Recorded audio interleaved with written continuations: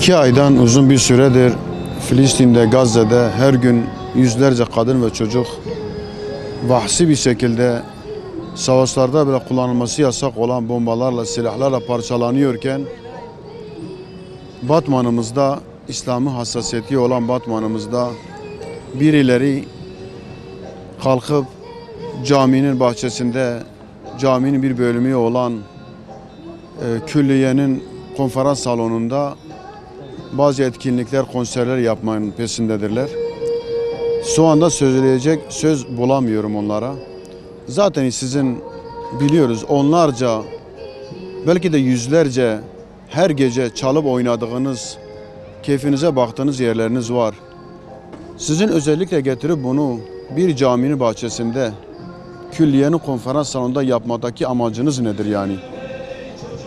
Söze gelince Filistin'dekiler kardeşlerimizdir diyorsunuz. Öldürenler için biz de üzülüyoruz diyorsunuz. Sizin üzüntünüz bu mu yani? Buna mı üzülüyorsunuz siz? Bunu yapanlar ve buna izin verenleri İsrail'i kınadığım gibi onları da kınıyorum.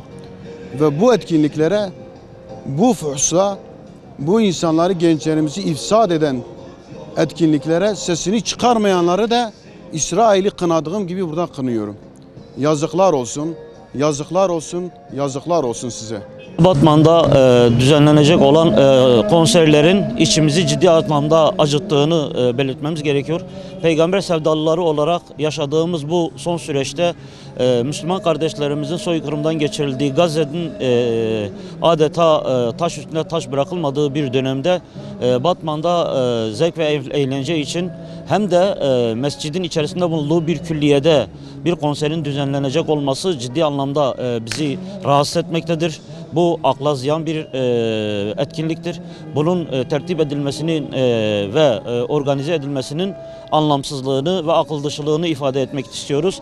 Herkesi hassasiyet sahibi olmaya, hassas davranmaya ve kardeşlerimizin kanı akarken, canları öldürülür, insanlar öldürülürken bu tür etkinliklerin düzenlenmesinin kesinlikle yasaklanmasını, kabul edilmezliğini ifade etmek istiyoruz.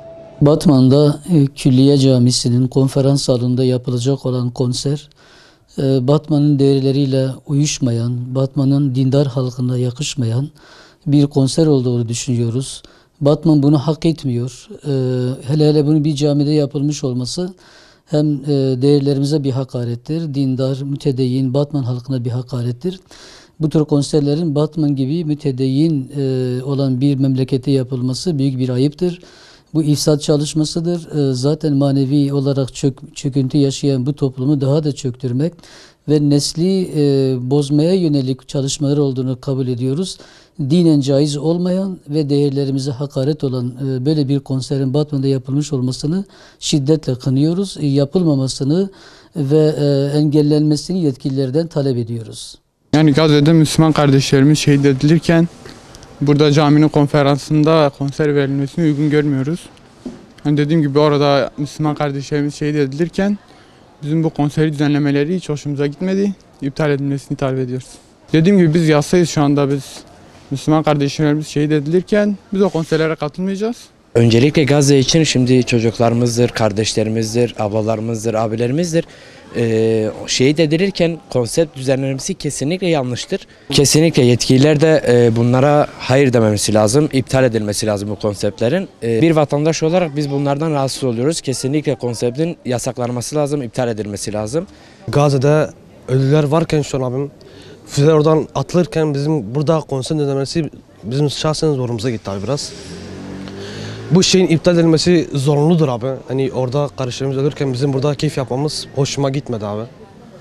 Hani şahsen ben olarak abi ben bu eyleme karşıyım. Orada yani yas tutmamız gerekirken orada kardeşlerimiz ölüyor. Ben buna karşıyım abi. Gazze'de durumlar belliyken, Gazze'de bu kadar acılar yaşanırken, Müslüman kardeşlerimiz bu kadar katledilirken, bu katliamlara hem sessiz kalınan bir toplumuz hem de öyle bir toplumuz ki hiç kendi keyfimizden, zevkimizden ödün vermiyoruz. Ve şu Batman'da bu aralar duyduğumuz kadarıyla konserler düzenleniliyor.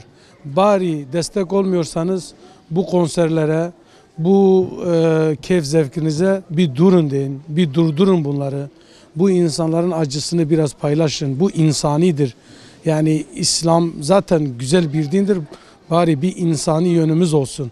İnsani yönümüzle insanlara örnek olalım, dünyaya örnek olalım, bütün insanlığa örnek olalım. Biz bunu şiddetle kınıyoruz. Bu konserleri kesinlikle kabul etmiyoruz. Karşıyız da. Şimdiki gündeme bakıyoruz ki Gazze'deki olan olaylar kardeşlerimizin öldürülmesiyle camide hele hele külliyedeki bir konserin verilmesi ne kadar doğrudur? Bence yetkililere sesleniyorum. Olmamasını temin ederiz. Şu an Gazze'de bir acı yaşanıyor. Hala acı içindedir. Ölenler, şehit olanlar var, çoluk çocuklar, kadınlar. Biz istemiyoruz. Konsere karşıyız. Herhangi bize ne bir tür fayda verebilir ki bu konserler? Bir de camide olduğu bir konser olur mu? Düşünülür mü? Konser camiye yakışmayacağı bir şekilde hareketlerdir. Biz kınıyoruz, olmamasını istiyoruz.